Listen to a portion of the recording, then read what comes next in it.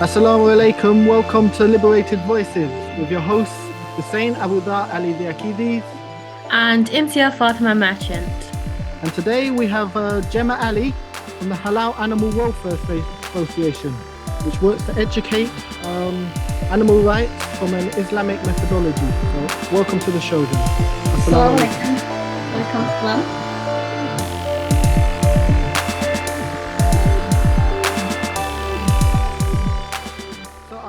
To start with, we're just wondering what exactly is HAWA and what exactly is it that you do? So I decided to start HAWA when I was at university. I was studying animal management, specifically livestock sciences. And I went to lots of different farms and different production systems, from factory farms, free range and organic. And I decided to start looking into animal rights from an Islamic perspective, being a Muslim halal consumer myself. I found that a lot of the monitoring out there is from the point of slaughter onwards. So I just wanted to start looking into animal rights from our religious perspective and to see if the other Abrahamic religions have the same. So that's where I got the idea from for HAWA. And then I realized that as a consumer ourselves, there isn't the labeling out there really to tell us what exactly we're eating, other than obviously our halal stamp, which is from the point of slaughter. But I didn't, as a consumer myself, I didn't see any options to buy different farming methods. I mean, I personally would choose to buy an organic chicken or organic meat, but I couldn't tell the difference when I went to a butcher shop. Normally I was shopping in East London, and the butcher shops were all pretty similar, where they had their certification in the window, but they didn't have any differentiation between the meats. Whereas now it's changed a little. You might see a few that will stock free range chicken and things like that. But this was a concern for me, that there wasn't the transparency all the way from farm to fork. There seemed to be like a gap in the chain, so to speak. And so I wanted to educate the community about the different farming practices and what our religion actually says about animal welfare and rights, to try and improve our market, to try and improve the halal industry. So I set up HAWA for this educational purpose. And now I also work with other halal industry stakeholders, including your halal certifiers, to try and create this full chain of transparency from farm to fork. So I want to include the farmers in this certification. So that's what HAWA does. I'm mainly online at the moment. I think because of COVID, people's perspective changed a little bit. So a lot of my education for the community is still online. But I did, where I met you guys the other week at the Halal Expo in London. It was really nice to meet other halal industry stakeholders and get my message out there for HAWA, and they were really interested, which was really good. Yeah, that's brilliant. I mean, I just to confirm, when you say slaughter onwards, you mean that there's no information about how the animals are bred, or whether they're free to roam around, what their living conditions are? Yeah, so this is from a commercial perspective, which is the majority of the halal meat out there. Your halal stamp is placed at the point of slaughter onwards. So they don't visit the farms to check how they've been raised. So if there's anything that the consumer wants to know, or maybe if the perspective shifts and they think, oh, hang on, for example, factory farmed meat shouldn't be labelled as halal, there's nothing really to tell them unless they go and start visiting the farm as well. But alhamdulillah, there has been a few farmers now, Tayyib farmers in the UK, that have set up their own farms with their own certification, where they're raising the standards here for the consumer. Oh, that's good. That's amazing. I was under the impression that halal meant that the animals had to be treated with dignity until slaughter as well. Is that correct, or is that? Well, if you look at the Quran directly, it says to eat what is halal and tayyib. And at the moment, when you look at the literature, Tayyib is from a food safety perspective. So they're looking at it to do with wholesome, pure, and clean, meaning not mixed with haram. So the slaughter lines can't have pigs on them, or they can't have gelatin in the products or alcohol. There's things that are banned for us.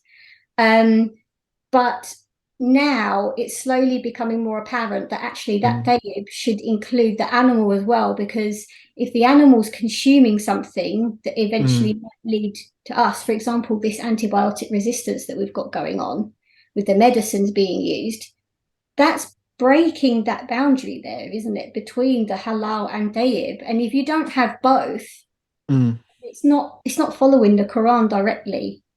So it's becoming apparent now that actually some of this halal certification needs to be modernized, really. Yeah. Not to say, alhamdulillah, our halal certifiers have done a fantastic job, and they still do, from the slaughter perspective. But I think, going forward, things need to modernize. It's 2023 now. I think we can somehow expand, and even if our farmers aren't Muslim, a lot of them are interested to know what exactly we should be eating and what they should be sending to the slaughterhouses. And British farmers take good care with their farming and their products. So it's a good opportunity for them to expand within the halal market as well. Yeah, absolutely. Yeah, I think free range food is definitely something that is an Islamic right, I suppose, of all animals. Allah didn't create animals to sit in cages and just wait Yeah, around. from my perspective, and what I always sort of preach to the community is, if you're housing an animal which is suppressing its natural behavior, I wouldn't say that's halal for you, because it's not being treated correctly, is it? And there's quite a few hadith and other literature that's been written to actually, it goes further into that. The famous hadith of the woman that owned the cat, and she didn't feed it or give it water, but she didn't let it go and catch its own food. She suppressed its behavior and didn't look after the cat, and she was punished for that. So do you just work in farming, or is it animal rights generally and animal welfare generally? Yeah, I'd say it's I work more in just animal welfare and like advocacy generally. I don't currently own a farm. Maybe in the future, I'd love to own my own farm. It's a lot of work, but at the moment, my expertise are sort of coming in from a sort of a backwards standpoint, where some of the tailor farmers might liaise with me and say, "Oh, we're doing this, or what do you think about that?" And I'm giving advice from an educational perspective. Yeah, I just actually, as we're having this conversation, I have been thinking about this for quite a while. It is a bit of a strange question, but I have been thinking about eggs recently. Yeah, So there's no such thing, as far as I know, as a halal or non-halal egg, right? that's right. Yeah. But doesn't that mean there's no accountability for what the hens go through? And I Yeah. just wonder, like, is it possible then to have a non-halal egg, for example, if they're caged, is that still halal? It's a good question. There is something that in my last university thesis, I did raise this, and it's a discussion that I'd like to have with maybe a scholar or somebody, that we have the products that don't need a halal stamp, such as eggs, milk, cheese, fish, even fish farming. The welfare of fish is absolutely appalling, and the same with the layer hens. And I do, like yourself, question, well, if they're being treated that way, surely that's not a halal product for us, because if we're buying those products, we're paying for that to happen. Yeah. So I personally go for the organic free range eggs. I appreciate a lot of these products are a lot more expensive than others, but this is what I try to get over to the consumer, is that, we need to be thinking, why is your food so cheap? Why is that meat cheap? If it comes from a living animal, why? I think you mentioned something that's very important, because I work in for a human rights NGO, and one of the things we talk about is ethical consumers. Yeah. You're responsible for where your money is going, and what's the background of what you're buying is coming from. Yeah. And I think that's very important that we try to feel like devoid of responsibility That's it. of what we're doing. But in today's society, a capitalist society as we live in, where everything is financial, everything's money, we have access to the internet. We should be doing more investigation. Um, Yeah. so are you in the process of setting up, say, a website that can help educate people on this and Yeah, so I have my social such? media pages at the moment. I Mhm, did have a website, but at the moment my website's down, so I need to get that back up and running. mhm. My website had lots of different blogs and some educational packs that I actually made for children. Mhm. Some of the Oh, education I did with madrasa children, so sure. a little presentation for them because I feel like the next generation are going to be the ones that really make this huge change. They're Mm, so much more aware of everything and things yeah. being equal and kind compared to us. Yeah. Mhm. And I So think elders are very stuck in their ways, to be honest. that's it. Mhm, But the thing I try to get through to consumers is I understand if you can't afford, really high welfare products, but be mindful and if you can cut down your consumption to then buy that eat less meat but eat ethical meat. Yeah. mm, Makes sense. Because that way you're ensuring that the animals have a good life. We don't necessarily need to eat chicken or meat with every single meal. I don't know mm, if you find when you go around to families' houses, they'll bring out all these dishes of meat, like so much. And I Yeah. think, mm, wow, I didn't need to eat all of that meat. I mean, we probably eat it maybe 3 times a week, and we're a family. mm, Uh, because even if you read into like some of the passages of the Quran, it specifically says that fowl is the meat of Jannah, of mm, paradise. And I think to myself, wow, it's talking specifically about fowl, which would mean chicken, and yet the chickens are being farmed the worst out of all of them. And Yeah. it's mm, just something that people aren't aware of or we don't think about at the time. We just go, oh yeah, there's chicken. Oh, that's 4 for mm, £10. And you think, but why is it 4 chickens for £10? And yet an organic chicken is 1 for £20. mm, People don't shift their mindset. They just want to feed their family, which is understandable. But, it's something that the community need to start changing themselves because at the end of the day, we drive the market. So if we keep buying the cheap products, they're going to keep making the cheap products. And mm, in this day and age of the internet, we can't really be ignorant there and say, oh, it's okay. I'm aware. But it's like, yeah, but what are we doing about this? mm. You know? In the response from the halal certifiers, is it maybe an idea that we should extend the stamping process, that they have to visit the farm, or there has to be some way of ensuring that these animals are kept in good conditions? I think from the certifiers' perspectives, I mean, they love the idea and they totally agree with me. Mm, Um, but a lot of the farmers aren't Muslim. Mhm. And when you look at the statistics, like I'd say 94 to 95% of meat is factory farmed. So that is a huge mm, like chunk of the market, especially where chickens are concerned. If I, for example, turn around and said to them, right, we need to work together and we shouldn't be certifying factory farm chicken as halal, that takes away so many billions of pounds of our food. Yeah. It to be a gradual process, which a lot of the animal activists, such as Humane League and Compassion in World Farming, they all campaign for the similar things to myself to stop these farming practices overall for everybody. mhm, So over time it will improve, but I definitely think that if I can somehow work with the certifiers and get the funding to then include the farm, even if it's not necessarily mm, I physically go to the farm myself, but mhm, maybe as a certifier, when they liaise with the farms where they get the stock from, they could have some sort of audit trail of how it was raised or what it mm, was fed. I think it would be helpful. I think labeling is a big issue. mm, There's so much that we want to put onto labels, and it's finding the right way to put things on a label because consumers will mm. get confused. They'll come in and go, oh, I haven't got time to read all of that. It's definitely something that I think we should work on with the certifiers, and I think they would be on board if we could find a solution. I think it's definitely important. I know there's a image that halal meat is cruel, and I've seen a lot of this. I remember the Green Party, and we had a leader who actually said he would ban halal meat, but that was he ignorantly thought that we weren't allowed to stun the meat like kosher meat. They're not allowed to stun the animals before, and then he actually had to apologize later. So I didn't realize 60% of halal meat is stunned. I'm not sure that's actually a high number generally compared to the rest of the country. I don't know if you know the figures of how much meat is stunned before.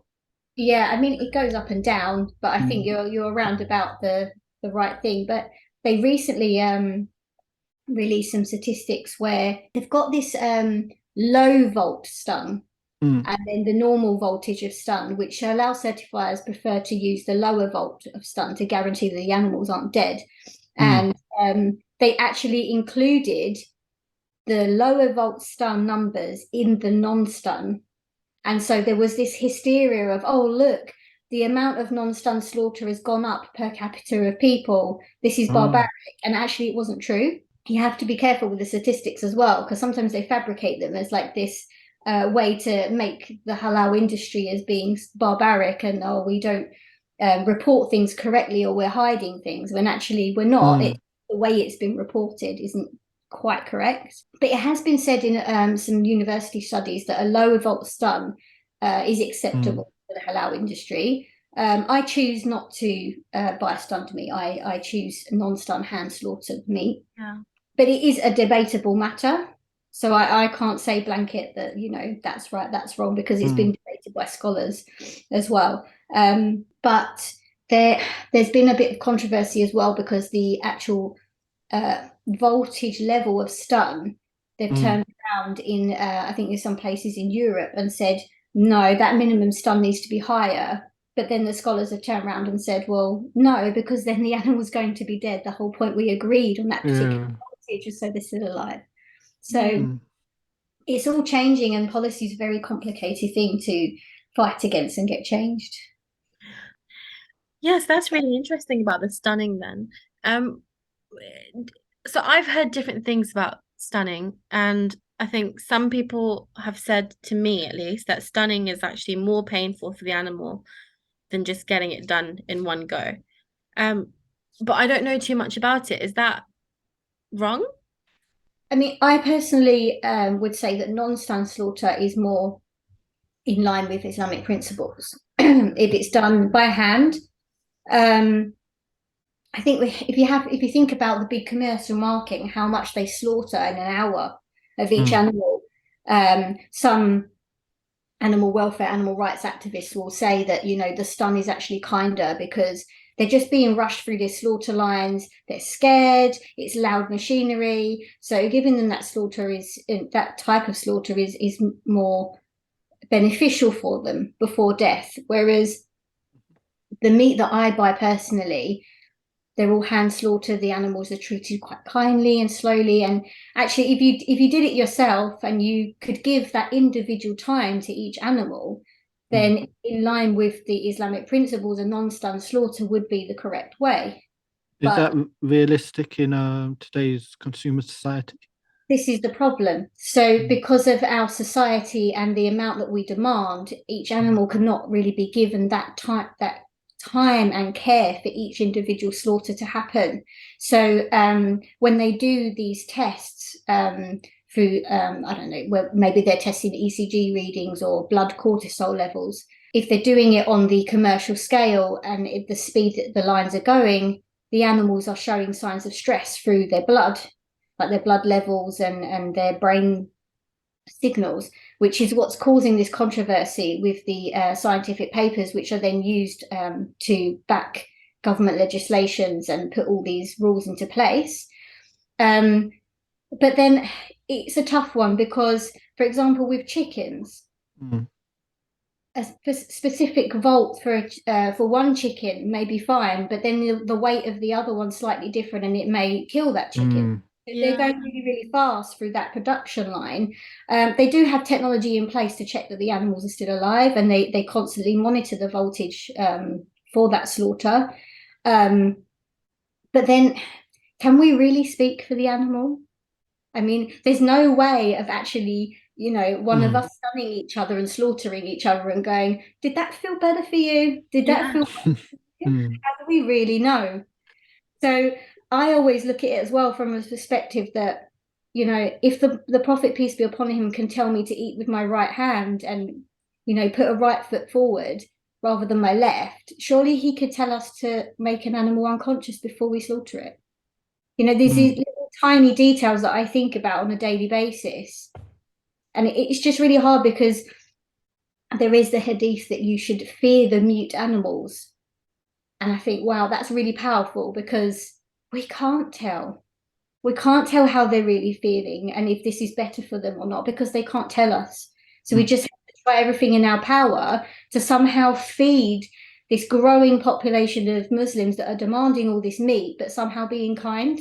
Yeah. So, when people say to me, oh, halal slaughter is barbaric, we need humane slaughter. I'm like, what do you mean humane slaughter? How do you humanely kill something?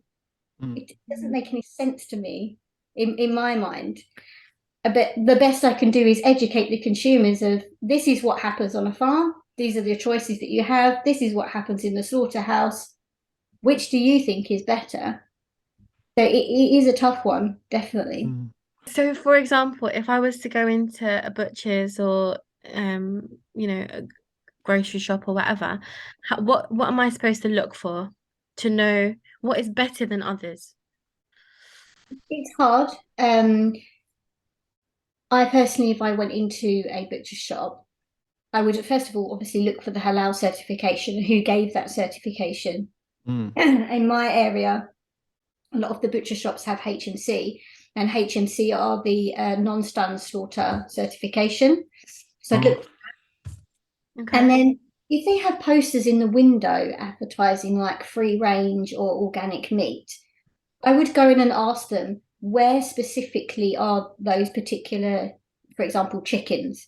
There's a company called H&T Foods, which is halal and tamed chicken, and they do free range and organic. So I went into a local butcher's they had the HMC in the window. So I was like, okay, there's your non-stun slaughter.